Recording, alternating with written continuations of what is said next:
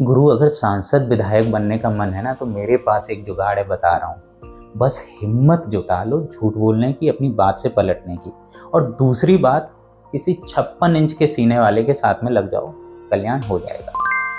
अरे मैं तारीफ कर रहा हूँ भाई, और आज तारीफ कर रहा हूँ हमारे साहब की। काहे हमारे साहब को चाहिए साफ सुथरी राजनीति, मतलब राजा का बेटा राजा नहीं बनेगा टाइप की राजनीति।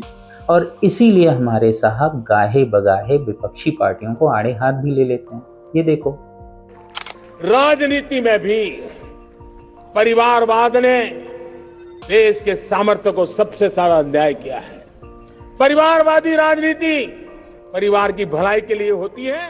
चलो मुद्दे की बात पे आते हैं।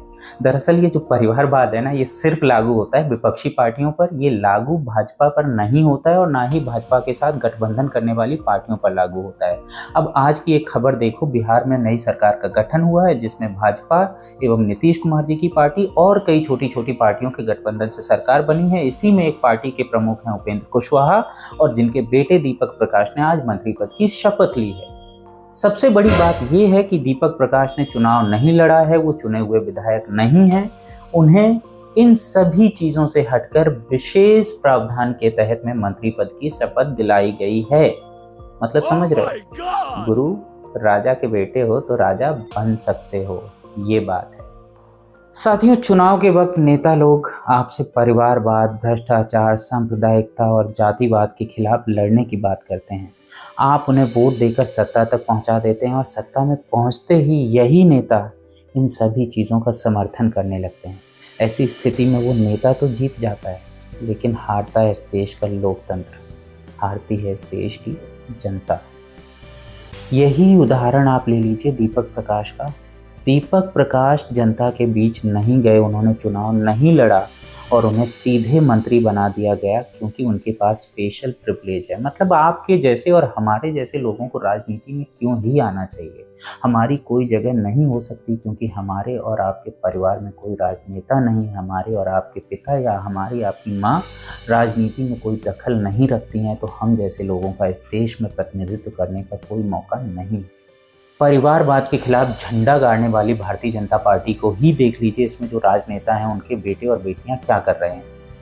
पंकज सिंह जो कि राजनाथ सिंह जी के बेटे हैं और वो एमएलए हैं, वसुंधरा राजे सिंधिया के बेटे दुष्यंत सिंह भी सांसद हैं। इसके अलावा प्रेम कुमार धूमल के बेटे अनुराग ठाकुर सांसद हैं। और अगर सहयोगी पार्टियों की बात की जाए तो लोक जनशक्ति पार्टी के रामविलास पासवान के बेटे चिराग पासवान, उनको राजनीति विरासत में मिली हुई है। इसके अलावा सोनेलाल पटेल जी की बेटी अनुप्रिया पटेल भी केंद्रीय मंत्री हैं। मतलब फहरिस्त बहुत लंबी है, मैंने ये सिर्फ कुछ नाम बताए। मैं बस ये कहना चाहता हूँ कि स्पेशल प्रिविलेज उन सभी को मिलता रहेगा जिनके माता या पिता राजनीति में अहम हिस्सा रखते हैं, अहम स्थान रखते हैं। मतलब राजनीति भी विरासत की है।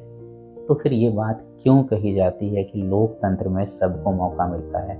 और खासकर जब देश के प्रधानमंत्री इस बात को मंच पर कहते हैं कि वो परिवारवाद के खिलाफ हैं, तो उनको ये शोभा नहीं देता है कि वो इस बात को मंच पर कहते तो हैं, लेकिन ये खुद अपनी पार्टी में लागू नहीं करते। और ये बात विपक्षी पार्टियों पर भी लागू होती है। मैं भाजपा को सिर्फ इसलिए कह रहा हूँ क्योंकि भाजपा सत्ता में है, लेकिन विपक्षी पार्टियों में भी परिवारवाद कूट कूट कर भरा हुआ है। देश के नौजवानों को, देश के हर वर्ग को राजनीति में हिस्सा मिलना चाहिए। नमस्कार, जय भीम, जोहार।